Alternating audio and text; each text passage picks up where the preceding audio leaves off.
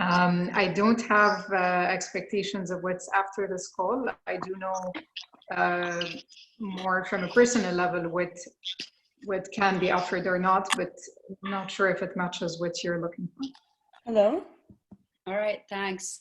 Hi, Dina. Hi. We're doing a round of introductions once people all join, but for now, I've just asked the question of what are your expectations of the call, and then what are the expectations of what may follow the call. And it's really just anyone can pitch in and join. There is a raise your hand feature on Zoom to help us do this in a little more organized fashion. So if you can't, you can just raise your hand this way. Got it. Thank you.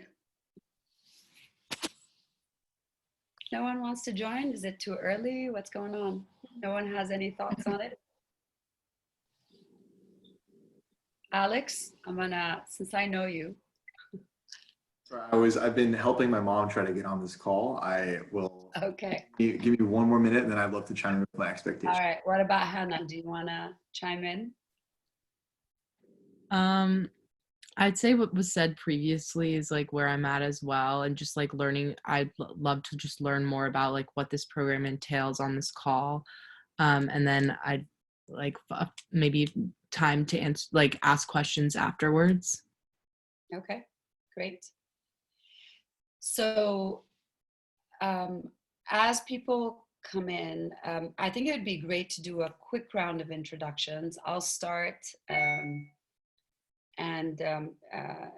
My name is Rama. I'm one of the co-founders of the VIP.fund, and we built this fund or this organization to support marginalized youth and youth impacted by conflict. Because my background is in tech, and I have a lot of experience in education and entrepreneurship. I figured I know how to be able to have an impact using education and through developing entrepreneurship skills. So that's what we do at the VIP Fund.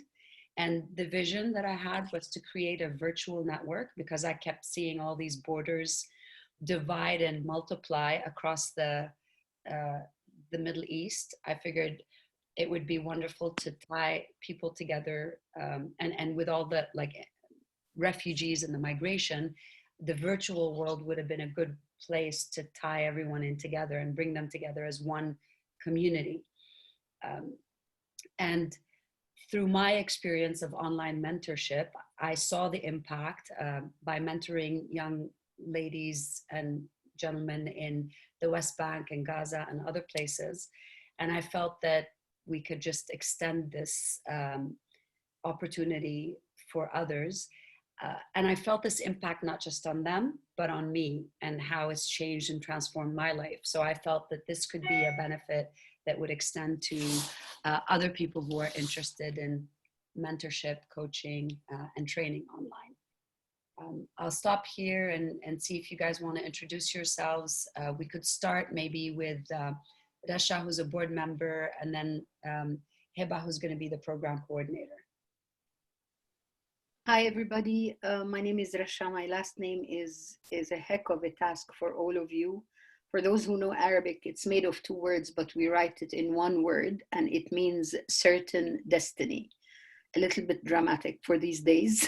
I hope that it's on the positive, not the negative side of that certainty. Okay, so I was a career UN interpreter all my life, graduated Damascus University. First attempt at a master's was at AUB, and then the Karami government fell apart. Then I came to the US for a master's degree in Middle Eastern Affairs at the Kevorkian Center at NYU. Worked as an interpreter all of my life, retired 5 years ago, 6 years ago by now. And I joined Rama and the VIP when my son passed, and Rama suggested that I establish a fund to honor his memory. And I've been volunteering with Rama like for almost a year and a half. The last year has been in my official capacity as a board member. I've learned a lot from her. Everything she says is really something to take away and go put it under your belt in life. What are my expectations? I need to learn, believe it or not, at that age, of what it means to mentor, other than to be mother hen, which I am by nature. I was even called mother hen at the UN.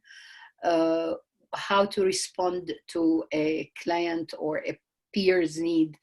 What can I offer in a thematic way, probably, more as in catering to their needs, but also by way of offering my perspective, if it could be enriching, in a mutually respectful and appreciative manner. That's it. Sorry, it took too long, but my name is long, so I'm entitled to 2 syllables.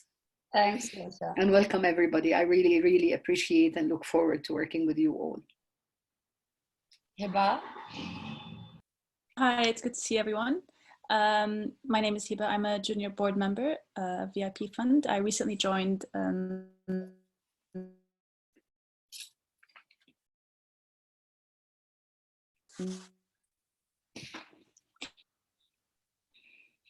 I think we're having trouble with your I just finished education focused on refugees in Cambridge, UK, and I'm currently working there as... Can you hear me now? Yeah. I think my Wi-Fi disconnected for a second. So if you can repeat that. I'm a research associate. Right, so research associate at Cambridge, UK, and you're working there now. All right, thanks. And yes. Hiba will be the point of contact for the program, because she's generously volunteered to help us develop the program to something much larger than this initial group. But we're super happy to have you. And last week we had another group. So you guys your feedback is going to be very important to Hiba to make sure we can grow this in a sustainable way. Right, who'd like to introduce themselves next?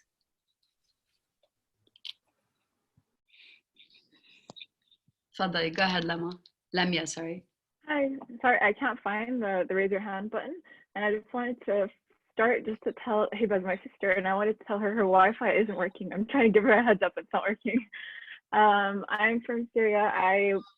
I'm looking forward to this program because I've been very blessed to study in America as a kid, like elementary school, and then come back here. But then I had a lot of issues with the American school closing down and then moving to different schools and languages. And I never found the proper program to help me. And I'm from a very, blessed background. And so I'm thinking, and then looking up to my sister who was able to move and do a lot and learn a lot. I've always wanted to do something and help.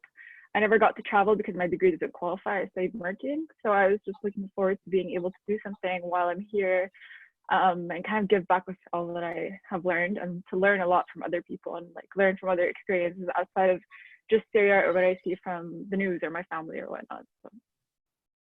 Thanks, Lamia. And where is here? Where are you based now? I'm in Damascus. I have been in Damascus since 2005, and I never moved during the war. So I've experienced it, and I feel like staying here means that I can kind of tell people I know how they feel without sounding like I'm just kind of saying like it's okay, but I've never gone through it. I think that's one of the reasons I wanted to stay and kind of swap benefits with my sister Hiba, who is actually going and seeing everyone on the field and everything. Wonderful. Thank you, Lamia. Juma.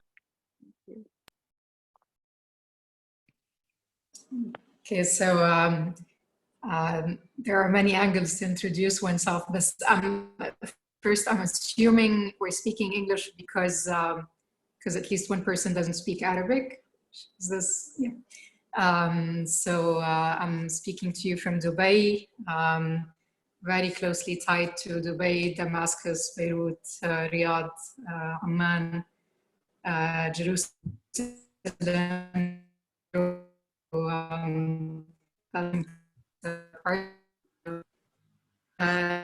Introduction, I is now last time, and for a number of years I have come to understand that mentorship and training time and long years of working with people, knowledge to people is essential, especially for our Arab region today. So patience, long-term commitment to both learning is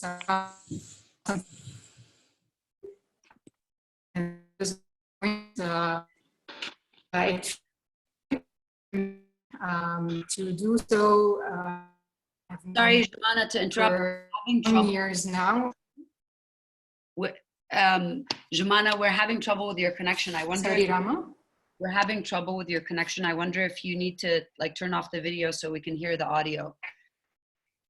After you said that the mentorship is important for our region, I didn't hear what you said.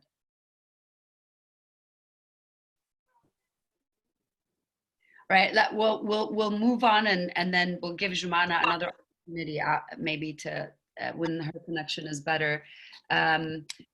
Alex, do you want to go ahead? Yeah, sure. Hi everyone, my name is Alex Soltani. I graduated from college in 2018, and while I was there, I worked with a refugee resettlement organization for refugees that had just been resettled to the Charlotte, North Carolina area. I attended the Project Turquoise trip to Camp Zaatari in also the summer of 2018. And there I was able to meet the refugees that I'm excited to be working with now in this upcoming program. I am an incoming medical school student, and my expectations for this call, just I wasn't able to share before, are just that I'm excited to hear more about the parameters of the program and everyone's interest and motivation and what we'll be able to do. And I'm excited because I'm really similar to how I viewed the trip that we did take to Camp Zaatari in the beginning. I don't really view this as even necessarily me mentoring. I think it's going to be a nice exchange, continuing to share our life experiences with them as they do with us, and I'll be able to practice my Arabic. So yeah, and keep connected to the region, as I majored in Middle Eastern studies while I was an undergrad as well. So I'm always excited to continue to get involved in activities and that relate to the Middle East. Fantastic. And Susan, do you want to? Sure. Hi, I'm Susan Soltani. I am the current chair of the Project Turquoise Youth Committee. I've been a chair of the youth committee for a few years and did so for quite some time with Marjan and Sasi. I'm very excited to see the kids all coming together to do this. I know you guys have worked so hard to try and connect them all together. It takes a lot of work. So thank you so much. I also did go on the Project Turquoise trip to Jordan and Camp Zaatari, and also to the one in Lebanon. And I think having these kids connect really kind of helps bring it all full circle and really makes them feel like they aren't just going there for a short time, and can continue to get to know them, see what their lives are like, and hopefully, help in some way. And as Alex said, I think, they'll all enjoy the time, that they exchange together, because they had such a good time when they were there, just for the week that they were there. So this will be great. Thank you so much, Alex. Hannah? Hi, I'm Hannah. I'm finishing my sophomore year at Brown right now. I'm majoring in international relations with like an emphasis on the Middle East. And I also was on the Project Turquoise trip to Lebanon this past summer. And the one thing I'd like to emphasize from what Alex said is I like how he said it's like he doesn't really think about it as a mentoring program, but more of just an exchange of life experiences. And that's also how I like to think about it. And I'm just excited to see how this goes. Great, thank you, Hannah. Right, Ariana? Hi, my name is Ariana, and I'm in 11th grade, and I'm part of the Project Turquoise Youth Committee.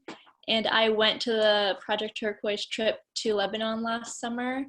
I'm looking forward to this mutually reciprocal relationship that I will form, as well as the skills that I will gain through this experience in this program. Wonderful. Thanks, Ariana. Lily? Hi, I'm Lily. I'm a senior in high school right now, and like to emphasize what Alex said too. I'm really excited to be a part of this program because I saw that Anas was on the list of someone who wanted like a mentor, but Anas was one of my buddies when I went to Jordan, and I think that it's really important that like I remain in contact with her. And when we spent time together, she was really insightful, and she gave me a lot of advice. So I'm excited to like keep in contact with her, not only over text but like visually, to see how she's doing. Fantastic. Thanks, Lily. Who was your buddy? Anas. Anas. Okay. Wonderful. Thanks. Sophie? Hi. Hi. I'm Sophie. I'm Cyrus. I'm finishing up my freshman year at Duke University. Do you want to say what grade? Yeah, I'm in 10th grade at Sidwell Friends School in DC. And we've both been involved in Project Turquoise for about 4 years now. And we've gone on both of the trips to Jordan and Lebanon. And I think I'm just really excited about continuing the relationship that we were able to establish when we were there. In terms of my expectations, I'm excited to just learn more about your organization and its goals. And I'm also interested in learning some like strategies potentially for mentoring and like what that looks like. I've tutored students before, but I've never been involved in like a mentorship program, and I think that kind of is different than just tutoring. So I'm excited to learn more about that. And kind of like repeating what Lily said, one of the kids that I think I'm partnered with in this program, I was interacting with on the Jordan trip for Project Turquoise and Kim Sauteri, and I'm really excited to just like reconnect with him. We can catch up, like a face-to-face connection, like Lily was saying, and maybe if I can't mentor him like in such an academic capacity, I'm really excited to just form a relationship with him, and maybe we can both like learn something from each other in the process. Wonderful. Thanks. Juliet? Oh, hello. Hi, everyone. I'm Julia. I'm a second year at Cambridge and I'm studying Arabic. But I've done some tutoring before with kids, and I really loved it. It kind of ended up being mentoring because it was with disadvantaged children. And then because I'm doing Arabic, I just thought, why not put the two together and mentor with this sort of program? I'm really excited. Learning Arabic, I used italki. I don't know if anyone knows that program. It's a website which allows you to connect with people around the world and learn language, and you do like an exchange program. And that way I've been in contact. I've made friends with Egyptians, and I really love learning about different ways of life, like their lives are so interesting, and I think it could be a really great exchange. Yeah, learning a lot for me actually, and yeah, I would really love this kind of opportunity. Thanks, Juliet. May? Hi everyone, my name is May Barazi, and I'm a board member in VIP.fund, and I am the founder of the Barazi Fund in memories of my parents. I've worked with refugees since 2003 with different international organizations like UNHCR, the Norwegian Refugee Council. I lived in a refugee camp for like a year in Yemen.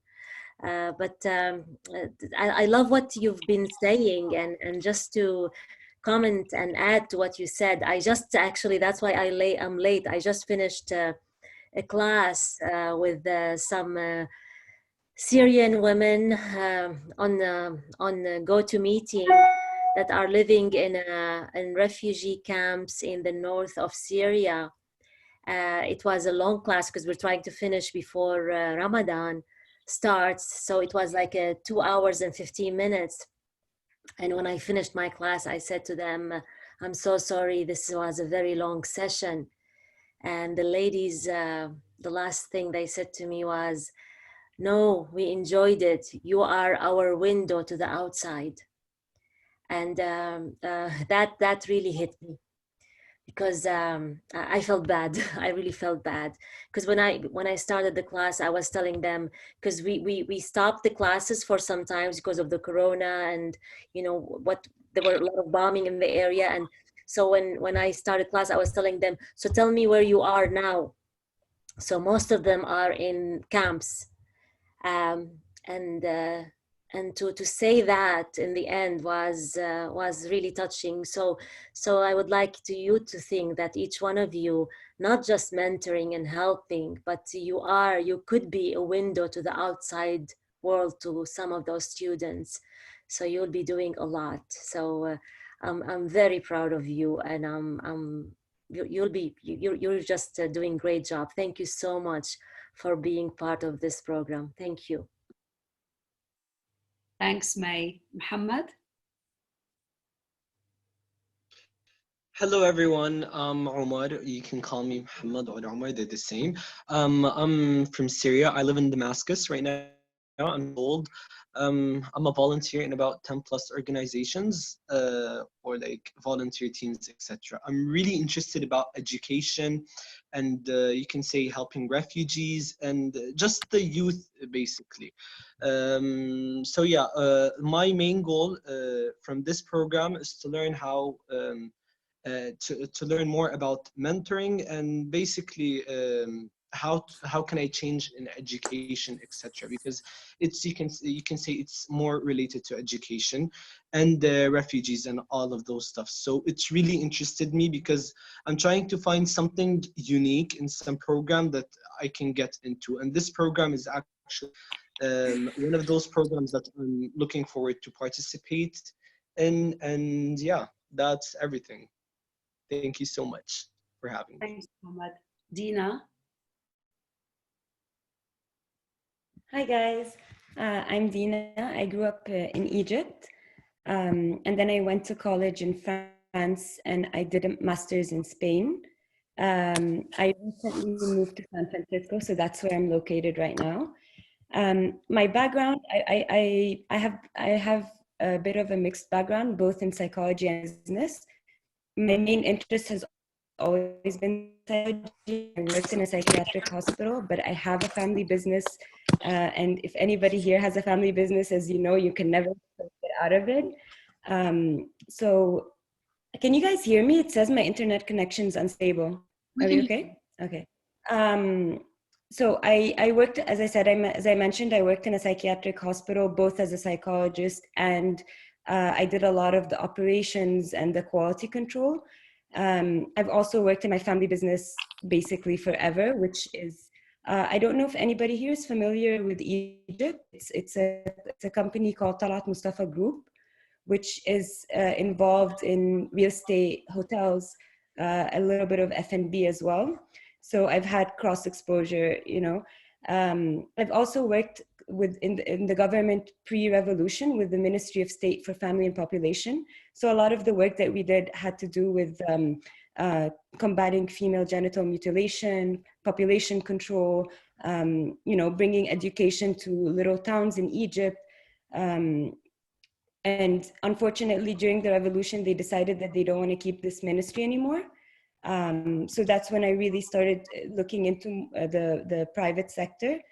But now that I've moved to San Francisco and I can start a new slate and I don't have to worry about family business and all these kinds of things, I really am just focused on impact. And I want to be able to feel like I've made a positive impact in someone's life, especially someone who hasn't had the opportunities or the mentors that I've been exposed to.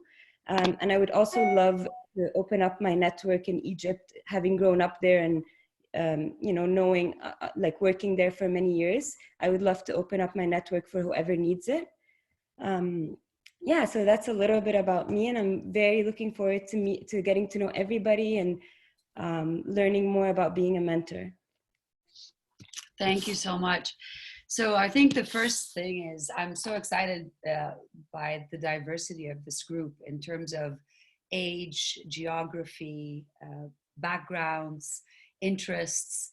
I think this is what would make any program succeed, is when you have that kind of diversity, because this population that we have here on this call is a representation of the population that we're going to be interacting with. They are younger, older, different skill sets, different interests, and come from different backgrounds. Not all of our community is from Zaatari, not all of them are from Syria. And we are also looking to expand beyond even the Arab population and go into other populations that are seeking online education. So I'm really excited by this diversity. I'm also looking forward to all of your feedback on what we can do to improve the interaction, and then how we can also scale it up to include bigger groups of this online community. I love how some of you had, spoken from the heart about how the experiences are affecting you, having been in touch with refugees or youth impacted by conflict. And I would, want to expand. When we set up the VIP Fund, it's to support marginalized youth who have the potential to have great impact in their communities, as well as like youth impacted by conflict. So that means think about how this program may transfer to your local communities in inner cities in DC or in London or anywhere else. It's not just limited to refugees. In terms of what I heard also is the peer-to-peer. The name of the program is going to be peer-to-peer mentorship, because it is something that you guys can learn from, as well as offer support through. And we're going to start with defining what a mentor role usually is. And there is no right or wrong in this. So if we do say things that you feel conflict with some of what your experience was, please do share that. We've kind of packed a week-long program in 2 sessions. So if you feel like we're going too fast, we're happy to kind of extend and have smaller sessions for you. And if you feel like you already know this, we'll just keep going at this pace. The session is recorded for our benefit. So if you want to listen to anything again, it'll be there. And we usually advise that you would also record your sessions online with the students, or our students, when you're interacting with them, because it's good for reflection, as well as just kind of to journal the journey and document it. So I want to start by sharing just this brief story. I don't know if anyone on the call knows Alan Mullally. Was the CEO of Ford. He was brought in to be the CEO of Ford at a time of crisis for Ford Motor Company. I had the privilege of attending a meeting of 15 people that he was leading. And actually his mentor and lifetime coach was leading, Marshall, who facilitated this, because at that point in time, Alan was leaving his tenure with Ford and wanted to know what to do in the next chapter of his life. And so they brought in people who were his peers. I definitely wasn't. I feel like as part of this group, I somehow found myself in this meeting, but they brought in people who were his peers for him to discuss what his next phase in life was going to be. And he shared, saying, as confident as I've been in my career, having led teams at Boeing and then moving on to Ford and leading Ford through a crisis where they went from being bankrupt to having a surplus of, I don't know, $4 billion or something like that. I mean, this is a man of great accomplishment. And yet when he was transitioning from one point to another in his life, he felt he needed to regroup, get the advice and counsel of his peers, and be led through this process back. So if someone like him can have that, then obviously all of us need that in the different phases of our life. And through that engagement, I had to reflect a little bit on what is mentoring, who needs it, are we mentoring or leading the groups of students, and when do you stop and say, okay, acting as a mentor in this capacity, or I am just learning from the experience. So I'll go through what mentorship is or isn't, but first I'd like to hear from you of what you think the major barrier to success is in anybody's life, yours or others.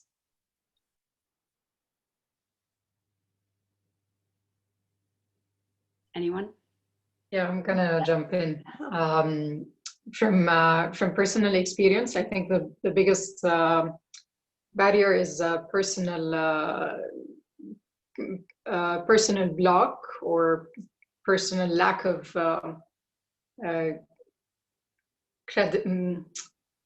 faith in oneself, really. Just opening up one's own blocks of believing in whatever is coming, could come. Right.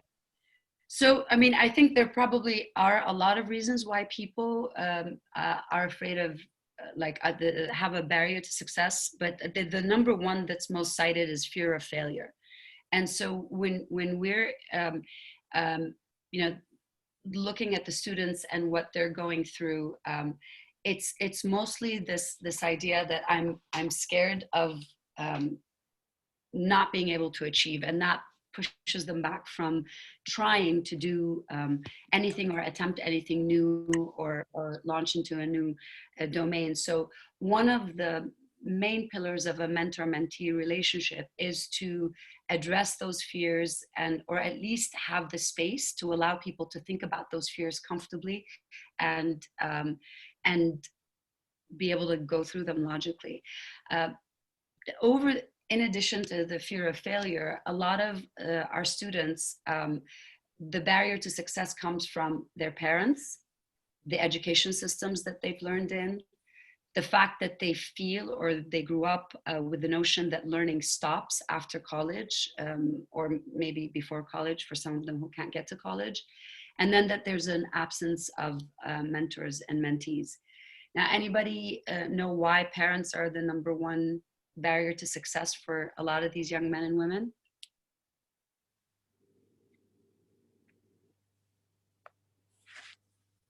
Juliet? Do they encourage them to drop out of school to work because they have a family, like financial situation? So that's definitely one of the reasons. Another reason is that the parents grew up in a very different environment than what the young people grew up in. And so they might be thinking, okay, a medical degree is the best thing that you can do, but not taking into account that if you're a refugee in a refugee camp, the likelihood of you succeeding through a medical degree or even getting a job after you graduate is quite slim. So this is just kind of one example where they may not guide them in the right way. They also definitely have very little understanding of the digital world. So none of them are thinking of the online economies and their abilities to be able to get jobs online. And also there were careers that were considered not necessarily taboo, but kind of not well thought of, whether it's in music or artisanal work, that could be a very good source of livelihood for them today. So that's why parents can serve as a barrier to their success. And we hear that a lot from our students. And as I'm going through this mentorship program, a part of it is we're trying to show you what they're thinking of, how they're feeling, what are the challenges, so that you feel well equipped to address them. And even if you're not, like for some of you who are younger, who may just be having a very kind of lighthearted relationship along the way, these things may come up in conversation as your peers and friends, and you can maybe help each other think through them. So I think, the thing that we keep trying to remind them of, whether we're helping them work on building their online campaigns or helping them think through shifts in what they're going to study, is that you're not failing and there is no failure, but there are different ways of you learning how to do things. And that as young as you are, the more you try and learn different ways and the more you fail when you're earlier on in your life, the better set you are for a longer term future. So what is mentorship? Mentorship is a lifelong relationship to develop a mentee's skills by pairing him or her with a more experienced individual. Now that more experienced individual may be more experienced in certain areas, but they're not necessarily experienced in others. And that's why, in a way, this is a peer-to-peer. You could be in a position of being mentored by a student in certain areas. You definitely have a lot to offer because you have very vast different experiences than they do. And I'm sure in turn you can learn from them and their experiences. So the role is to listen, advise where you can and when you can, coach in certain areas that you feel you have the experience to coach in, counsel, sponsor them or support them in certain aspects of their life. And this could be something as simple as a recommendation on LinkedIn, or something that kind of encourages them or shows their direct community at school or in their career that there's someone out there who believes in their skill set. Encourage them and then model behavior. So what mentors seek to provide is a collaboration to expand the knowledge and to meet new challenges. What does that look like in real life? You could be partnering with them on a project that they have to do, learning English in 30 days, or that kind of a role, or doing their campaigns and building their campaign videos. It's a relationship that doesn't really have a direct line of reporting. They're not reporting to you. You are exchanging ideas and information. There's a shared responsibility between, it's like a social contract that you guys are building together. And it's a voluntary relationship that is built primarily on trust. What a mentor is not, you're not there to train them. You're not there to do corrective action for any substandard performance. It isn't a one-way relationship. It's not an assumption for any individual responsibility, and there is no obligation or a guarantee for them or for you. I'm going to stop here and just see, you have, Juliet, you have your hand raised. Is there a question? Oh, sorry, no, I forgot to lower the hand. Sophie? Sorry, I was just wondering if you could explain a little bit more the campaign project that they're working on. I personally haven't heard about that yet. Okay, so taking a step back, one of the things that we do 3 things within the VIP fund with students. 1, offer them online mentorship opportunities for them to connect with people like you. 2, we offer them online training and webinars series that help them expand their skill set. So that's more education and training. And then 3, we offer them a platform to crowdfund for their higher education. Are you guys familiar with crowdfunding? Where you go online, you put up a campaign, and through this campaign, people donate to your cause or give you money for education or other things. So our platform, EdSeed, students launch campaigns on it, they tell their stories, and they write a campaign brief, and then we help them reach audiences in the States who donate to cover their university education costs.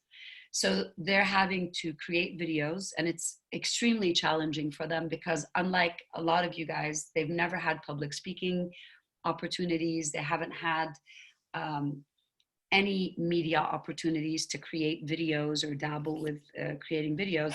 Plus there's the language barrier. Plus there is the post-traumatic stress disorder that all of them are suffering from, bar none. So there's great anxiety in speaking to people. So what may take you a week or maybe 2 weeks to create a 2-minute campaign video oftentimes takes them a month or more because we're having to jump through all of those hoops. So that's the campaign. And if you go to edseed.me, you could see the listing of all of the students and their campaigns.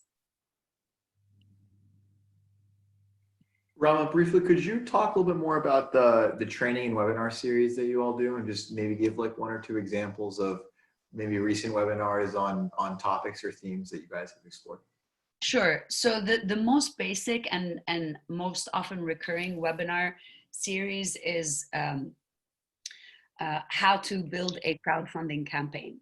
So every student that's going to come up on the EdSeed platform goes through a week-long training, and through that training, they learn everything about crowdfunding, about how to script a campaign, and how to create videos.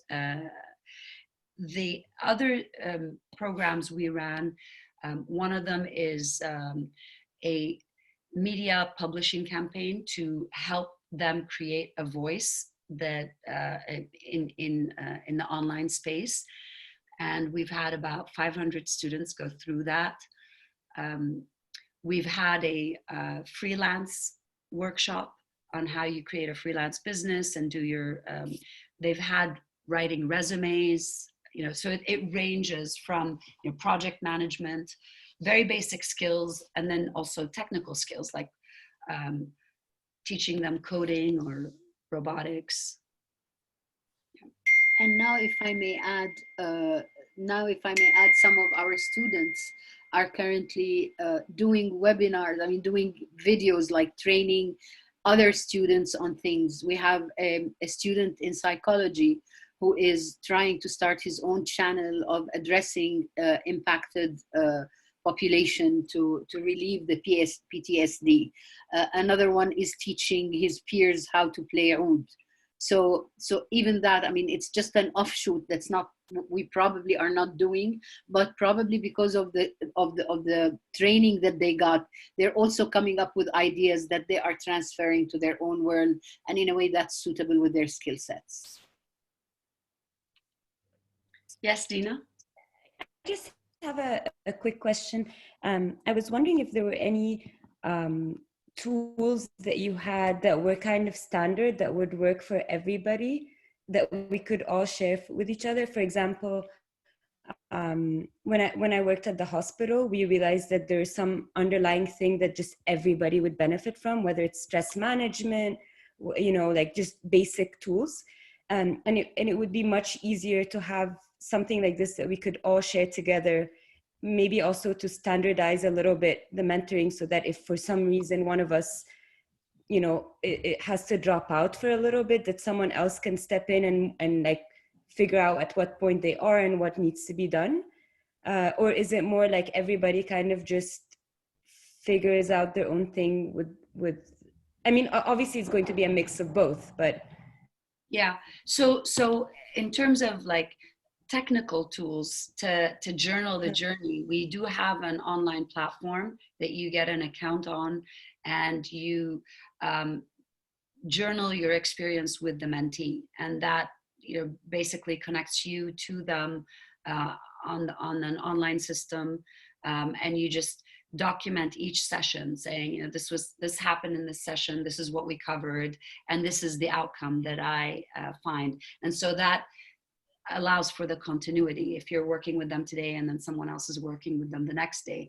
In terms of program material, we have some program material developed, like for example, I mentioned the freelance workshop or the media workshop that we can share with you, and then you can share with them. And what I've felt is, but you may also come up with some tools and share them with the rest. And that's why we took time to introduce you as a group, because then you can start an exchange with each other and help each other out with the process. Yeah, sounds great. I have a lot of material, you know, related to time management, stress management, all these kinds of things. So if anybody feels that they would like access to this stuff, I'm happy to share. That's wonderful. Thank you. And it brings up the point of how we get organized and share this content. We have everything on a shared Google Drive, but I'll see how we can add you guys all, and this way you can create your content too. Lama can't seem to raise hand. Yeah, you want to ask something? Go ahead, please. Yeah. I can't find the button on my laptop. I wanted to ask about something that I think is, to me, it's a bit scary because as Omar and I are living in Syria. So I'm just kind of wondering about the approach that we might have with Syrians, within Syria. I was listening to May, and she was saying what people had said in the northern region, and I doubt anyone would. It's not about criticism. I can't really explain it, but it's how do you explain to someone that you're literally in the same geographical area, a couple hours away, and you're helping, meanwhile, someone unable to get the same advantage. I mean, I guess when you're living abroad, or when you're someone like my sister who got a scholarship or whatnot, and it's a bit easier to explain that you've had different situations. But what do you do when you can't directly create that contact, or that connection, where you explain that you paved your way in some sort of way, but at the same time you were given, let's say, an easier turn? Does that make any sense?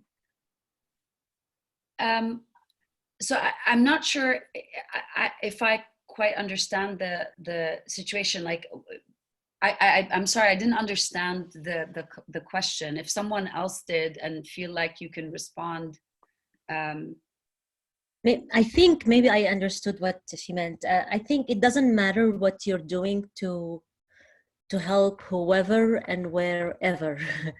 And you don't have to explain. I understand where you are and what's your position. You're helping with your skills. So, I can help. Your skills are valuable to wherever. I am in the States now, and I can help people in Ethiopia. I mean, some people can criticize me, why you're helping or giving training to people in Ethiopia and you're Syrians. It doesn't matter. Whatever people need me, I'll be there. You're human in the end. So whatever you can, and it doesn't give you bring you trouble, let's say it this way, you should do it. And your safety and security is most important. So you do what you can do, and whatever is convenient to you. Let's keep it this way. Is that good enough? That to me, I mean, yeah, that covers a bit of it, but it's more of just, bluntly speaking, is just how do you actually face someone in the same region, in the same country, and say, I'm here mentoring you because I was given ABC, whatever, in my life, and you're sitting somewhere else, but I could have easily been in that region. I don't want someone to think that I'm looking in a different way, which is not, it can be as a reaction of what's happening because of the war. It doesn't have to be because anyone wants, actually no one has bad intentions. I think maybe a tiny percentile in the whole world, but what if someone's just kind of very frustrated with life, and they're looking like, you're coming to me from the same exact, you're only a few miles away, or 1,000 miles or whatever. And I don't think that comes from a bad notion. I think that's just kind of stress from the war and stress from everything that's happened. So what do I do if that ever comes across? Because you can see that even when you're just walking in the street, or if any Syrian has gone to Lebanon and seen, someone in the streets, you get some really weird looks, and it's not the greatest situation. Not that would happen, right, like in the same exact way, but it's how do I deal with it and kindly introduce myself as someone who's really just deep down the same. I mean, I think, first of all, you'll find that a lot of our students, all of our students, are extremely grateful for the time and support that they're given. And I've never had any of them question motive or intention, or even brought up the fact that you're out there and we're in here. And we've worked with some of our previous cohorts were 100 students across all of the different areas in Syria. And so we had people who were during that time under the bombing, and others who weren't. And I've never heard this kind of an exchange between them. If it does come up, one easy way out of the conversation is, we are working in the context of a non-political organization. We are a nonprofit. We are not to discuss any politics or religion in a way that is confrontational. And you can excuse yourself from the conversation, but I have a feeling it won't come up. Yeah, no, I'm pretty sure it won't, just in case, because that can come up in a general conversation these days, and so that's Sure. Rasha, you have a question? I mean, I was just wondering if also, I mean, a little bit touching on the content issue, because I know that that could raise sensitivities, just apolitical. We're not discussing neither my positions nor yours. We're just here as people, whether from the same age group or otherwise. And if we have knowledge you don't, we're very happy to impart it. And if you have something we'd like to learn about, that's also good. The problem is, Rama, though, and I think that's something that could be at least useful to discuss, is that sometimes the lines are blurred. So what you can think of as something extremely extremely benign, for people who are like Amar and like Lamia, could end up having implications. So we just stress that point as much as we can. We're Sure. apolitical. We're just doing that for the help that we can get from you and you can get from us. Sure. Okay, Muhammad. Okay, so I've heard all of what they said. The thing is, I've also discussed my parents about this opportunity, etc. They were also worried about the political things. So, you know, in Syria, sometimes when you work with other organizations abroad, especially if they're working with Syrian refugees, have gotten away. Like, you know, I still live in Syria under like the ruling of the Syrian government. So if you're working with people that actually are like you know the political situation about it. I know we're a political organization. We're not when but my point, how can I work on that? Because sometimes people tell you, well, you're working with people who are just like against the Syrian government, etc. And that is actually a little like it's sensitive. But I don't know how to deal with such situations. So I would like to take this offline, just because we're getting a kind of really far off the map. Definitely. And I'm conscious that we have a lot of non-Syrians in the group. But before I do that, I just want to repeat, we are a US-based nonprofit focused on youth education. And we are non-political, non-religious, and non-discriminatory towards anybody of any type of background or orientation. So with that, I want to stop this and then move on to the rest of the conversations, and we can address your issues in a specific situation one-on-one. Juliet, you had a comment, and then Sophie. Yeah, it was just a question on the subject of boundaries. Yeah.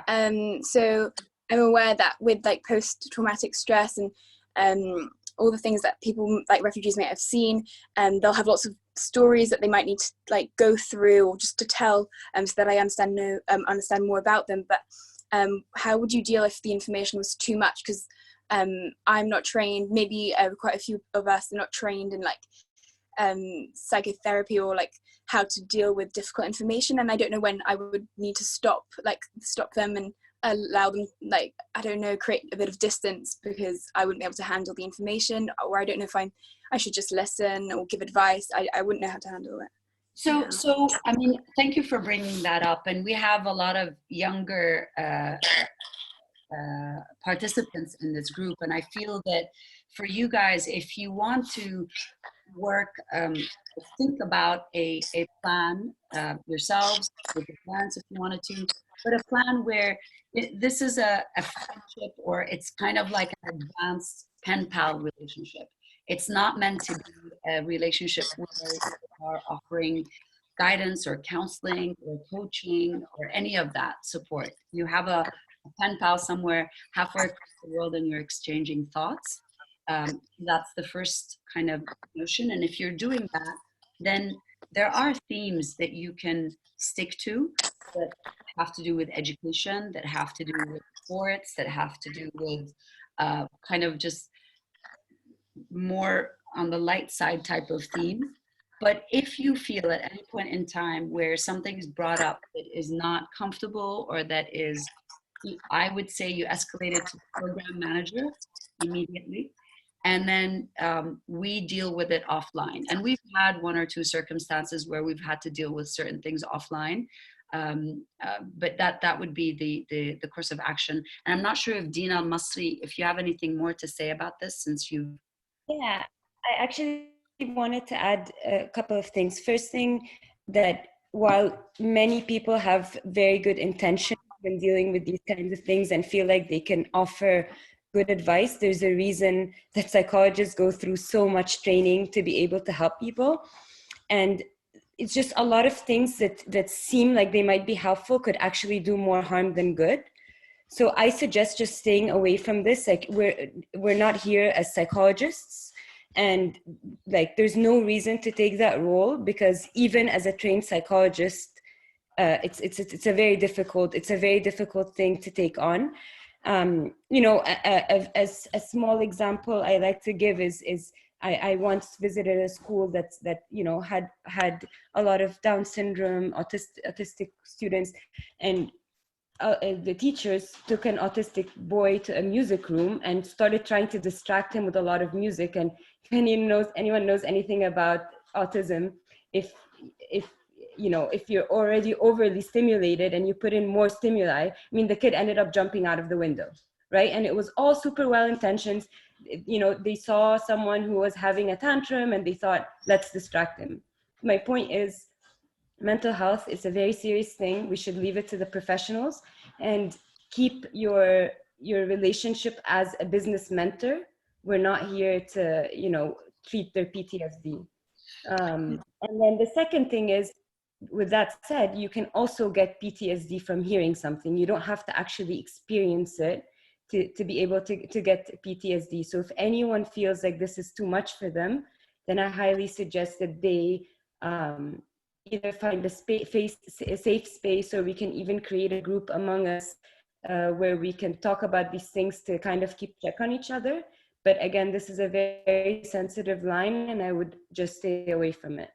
Yeah, and I would also add, we're going to give you parameters like to work with in terms of the discussion points and the activities that will help guide this in a way that feels comfortable and safe. So I wouldn't worry about those conversations going too far off the charts.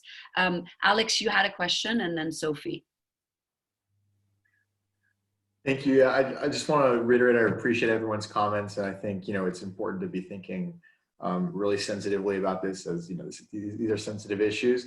Something that I've been realizing that now in these kind of, with these comments, is I think we all come at this, like you said, Robin, with very different lenses based on our lived experiences. And I think because of that, we all have a different knowledge base on the Syrian refugee community and sort of what they've gone through. And I think that, is there any way that maybe, yeah, I don't want it to sound like required reading for certain individuals that feel like they need to better understand the context of the crisis and maybe the situation in which the people that we're mentoring have come from, but are there maybe any helpful resources or that kind of thing, so that, you know, we can have more context for maybe, you know, topics to avoid or topics to bring up, even maybe just so that we kind of all have some sort of baseline.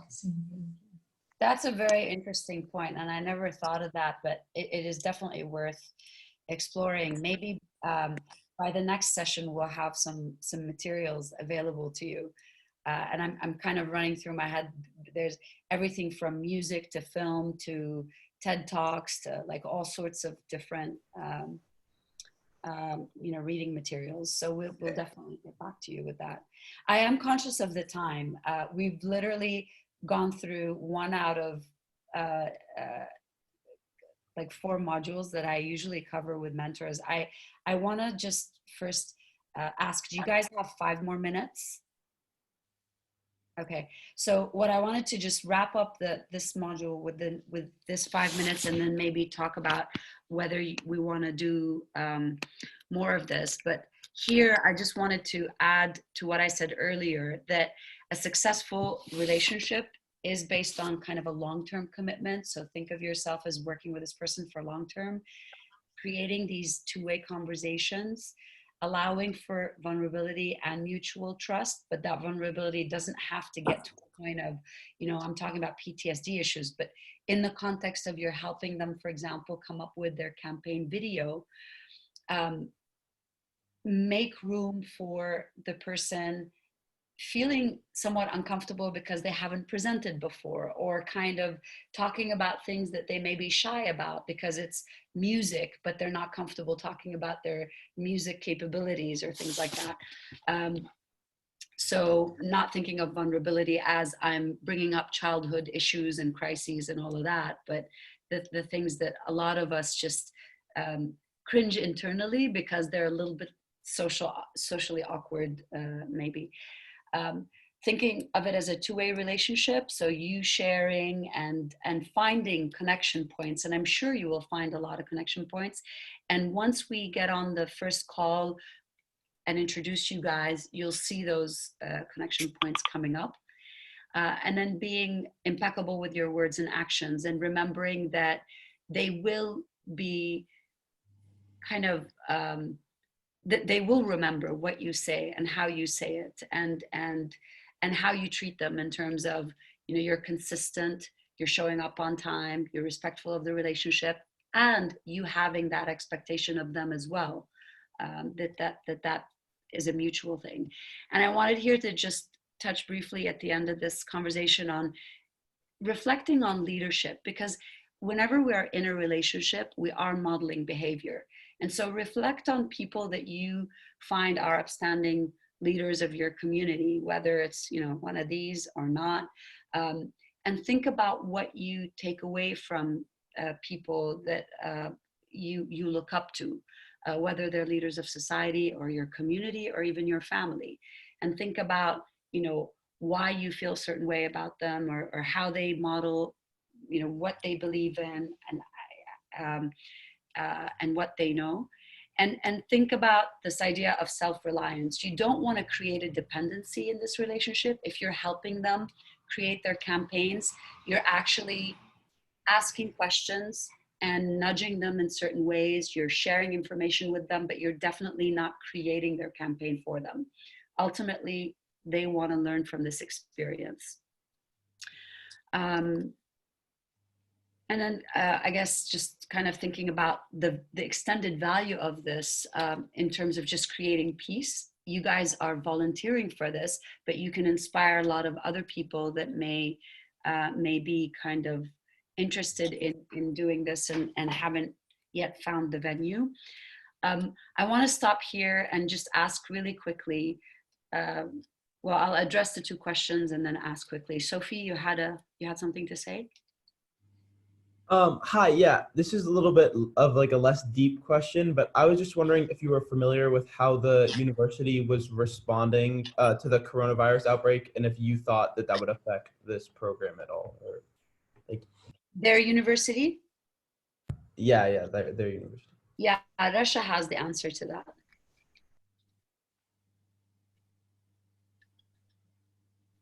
Russia? Yeah, yes. They suspended everything, and that's part of our mentorship, is probably to keep part of the students who go who are from Zatari and who go to ZU, to keep them engaged, because for them, they don't have computers and they don't have internet. So the e-learning platforms have been literally inaccessible and elusive. And what we're trying to do is just to keep them through one-on-one or group engagement, a little bit entertained for the time being. People who, the students who are in other cities in Jordan have a different situation, and the students who are in Lebanon or in Turkey also have a different situation. So the university now has stopped everything, and they keep on telling us that we will resume from where we stopped. They will not be held liable for whatever they missed, and we will take it from there. Thank you. Juliet? Oh, sorry, again, I forgot to lower my hand. All right. So I wanted to stop here and first ask by raise of hands, did you find this useful? That's the first question. If you could raise a hand if you did. All right. Second, are you open to having another session before we meet with the students to go through more of this? All right. Would the same time tomorrow be okay for this follow-up? Yes? Yeah. Okay. Great. All right. So tomorrow we'll continue with this and take a deeper dive. And just to kind of, from me and for Rasha and May, some of the things we need to think about is where we can create, like where we direct you to share content with each other that will be helpful for you. And then we also will give you some guidelines in terms of the conversations, especially to support the younger members of this group. And then third, I need to address Lamia and Omar separately on the matters related to Syria. Was there anything else that we wanted to take away from this before we move on for tomorrow? Going once, going twice. Do you want Omar and Lamia to stay after everybody leaves just to discuss that so that we can? Yeah. And then Jumana. Yeah, and if Jumana had something else to add, did you want to add it now, Jumana? Yeah. Just I can send it by email, but for me, all of this is extremely vague still. So I'm hoping that tomorrow, maybe other people have read something that I haven't. I don't know what this is all about. Yeah. So for some of you, you've already interacted with the students and you have a better idea because you've been wanting to have a maintained relationship with students. For others that reached out saying we would like to volunteer, but there hasn't been a lot of form or structure to it, we'll go ahead and add more of that. And support you in that way. And I think for the next session, it'll be a little bit more about the mentorship or the online relationship dynamics. And then there'll also be some discussion about subject matter and whether, what can you work on together with the students. Rama, may I add something that Jumana could benefit from? The whole idea of mentorship, Jumana, started when we started the first teaming up experience between Project Turquoise and EdSeed, and when the EdSeed, the Zachary kids started working. And some of the Project Turquoise students felt that they wanted this relationship to continue. From our first collective meeting, everybody, boards and students, we felt that there is a desire to continue to communicate. Considering now, if you can cut and fast forward to the Corona times and how our students were all of a sudden, particularly the Za'atari kids, and there are about 8 of them, have been totally cut off and locked down. I mean, the Za'atari kids used to have to get licenses to leave the camp and come back to it. Now, everybody's sitting there. So while we're trying to keep that window on the world open. So some of it would be cultural engagement, some of it would be more by way of distraction so that you don't feel the burden. Even if we thought that content will be a new episode, a new song, a joke, something you learned, something you searched on the internet and you found interesting, we do realize that you're going to have to look into obstacles in that some of them, for you who don't speak Arabic, would probably have to be approached with a simple English so that you can match up their communication level. This is also something that we need to take into account. For those who can speak to them in Arabic, I could feel some of the points that Lamia raised, and maybe we will address them later on, because of the haves and the have-nots and whatever, whole perception of what can you give. So maybe we can direct Lamia and Omar to reach out to students who are in Turkey or who are in Lebanon, who are kind of more open up than those who are in Jordan currently. So we will discuss that. But I think that would probably let you know what were our expectations when the program was thought of in the beginning. We were talking about it for the past 3-4 months, and now all of a sudden we have this Corona jolt that made us look at it from a different perspective. It just could be a kind of a pilot project. We'll see where it takes us, and if we find it helpful to all concerned, we will by all means, just expand it exponentially. This is my take at least on it. So right, and that's in the context of EdSeed. We've been mentoring entrepreneurs on the Syria Digital Lab side, and that's kind of far more structured than this is. And I think just to add that there are students, like one of the important parts of this is to have people that are kind of in peer relationships. So they're close in age, close in experience. But we have people that are doing master's degrees in psychology. So I actually really have to hop off. Yeah, that's fine. We're closing out. So thank yeah, you for I'll see you guys tomorrow. Bye-bye. So Jumana, just to kind of say that there are a very wide range of skill sets and requirements from our students.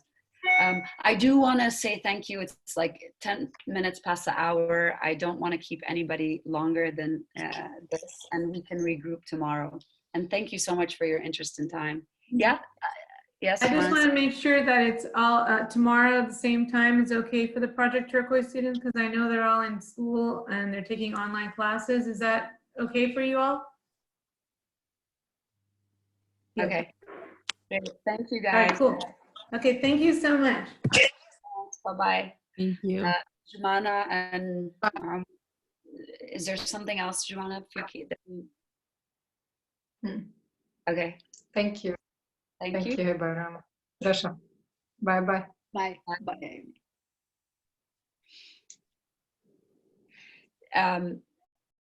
So Anna, I don't know if you can, May or Rasha, you have more to say with Lamia?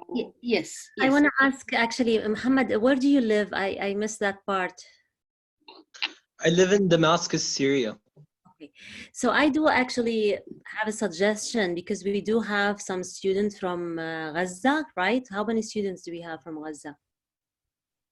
هلا حاليا عندنا one student from Gaza, but I don't know if we're getting any more. Okay. I thought there were more, so because I was wondering if it's I think we definitely, it's better to pair them with somebody from Gaza, and as Rasha mentioned, with somebody maybe with Jad, from if Jad needs mentoring, or from the student in Turkey or other places, more than the Zatari or other areas, because let's keep it really no other discussion, just the education. I think that will be safer for everybody. And better than everybody, because other discussion might come up. So let's make sure avoiding any other discussion. Don't you agree? رشا سوري، بس خلينا نسمع من رشا بعدين لميا. تفضلي. أنا يعني لو في عنا عدد كفاية من الطلاب برا أكيد by all means. اللي موجع لي قلبي مو الحدود اللي نحن بدنا نحطها، الحدود يلي عمر ولميا ممكن يكونوا مضطرين يحترموها، وما يفسر على أنه تجاوز لهذه الحدود، لأني أنا بعرف أنه حساسيات. أنا من مرة واحدة حكيت دراما مع مجموعة لدات، قال لي كلمة رح أقولها هلأ، نحن ما بنحب اللاجئين. فنقال لي هيك، لانه يعني قلنا انه بدنا نعرف، ولكم ردا على ايش؟ انه خلي الطلاب السوريين اللي عم يشتغلوا ببرنامج التعريف عن لمحات ايجابيه طالعه من سوريين واخبار ايجابيه طالعه من سوريين، انه شو رايكم تحكوا عن ادسيد؟ وحكينا مين نحن، انه نحن بنشتغل نحن منظمه تعمل على كذا كذا للطلاب السوريين والفلسطينيين. فنقال لي نحن انه ما بنقدر نحكي عن لاجئين. وبنت قالت لي بالحرف الواحد، انا في حدا ممكن يتعرض لي من حما، انه انا حدا ممكن يزعجني اذا. فحقيقه هذا الموضوع بدكم تفكروا فيه انتم في اطار اسهامكم، لانه ما بدنا نكون سبب، يعني الى ان يتوفر عنا مثلا طلاب فلسطينيين. هلا في بنت ممكن كثير تقدم حالها على اساس انه هي طالبه فلسطينيه، بس يعني هي فلسطينيه نزحت لسوريا بالاول، وفي بنت تانية فلسطينية محضة ما بعرف إذا حتعتاز منتورينج ولا لا، لأنه بتدرس بالأي بي. بس اقتراح مي كتير مهم، وإلى أن نرى أنه في شيء نهائي ما لا يمكن أن يشكل إشارة استفهام. تمام.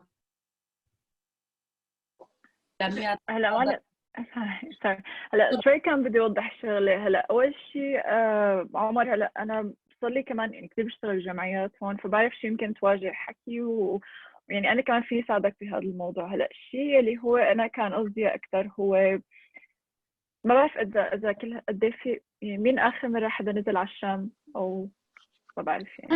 أنا نزلت من 9 أشهر يعني بحزيران الماضي. أنت إيه. هلا صراحة مثلا إذا الواحد بده يقعد مع حدا، لا أنا صار لي عايشة بالشام يعني أنا هلا صرت 27 فاشتغلت هون درست هون. حاليا صار العالم كثير هوستل مع بعض، يعني صرت يعني جماعتي عالم كلهم بمكتب واحد بنفس المكتب، صاروا عالم إنه انت شايف حالك هيك، انت احسن هيك، انت ما بعرف شو. انا هذا اللي قصدي انه بدي بعد عنه، مو لانه الطلاب بيفكروا هيك، بس لانه في اهل يمكن يعطوا هاي الفكره في كذا شغله اللي هي نفسها يعني كانت من زمان بالشام وبكل سوريا وزادت اكثر بكثير.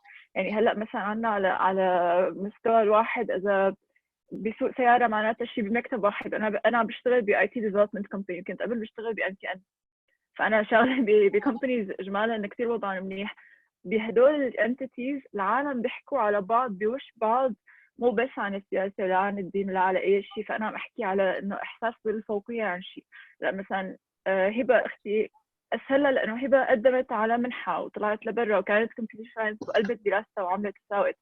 انا عانيت كثير كيف فتت على الجامعه وين درست وشو درست. كان بدي سايكولوجي اديوكيشن، درست ماركتينج وبلا بلا، بس هي ما حتبين انه فعلا شيء عانيت منه، لانه هي خلينا نسميها first world problems بس بالشام.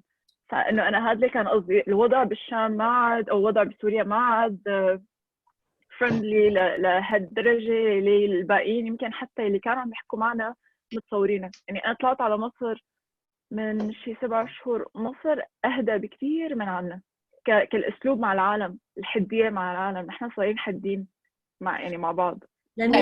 سوري، ممكن انا بس بدي اعطي اقتراح. هلا محمد يمكن انت وضعك خاص شوي لانه انت شاب من عمرهم وبلشت على اساس بدك تعمل التريننج، ولانه نحن لقينا انه عندك مواهب دفينه بالسوشيال ميديا وبالكذا، لقينا انه ممكن انت تساعد الطلاب انه توجههم بهذا الشيء.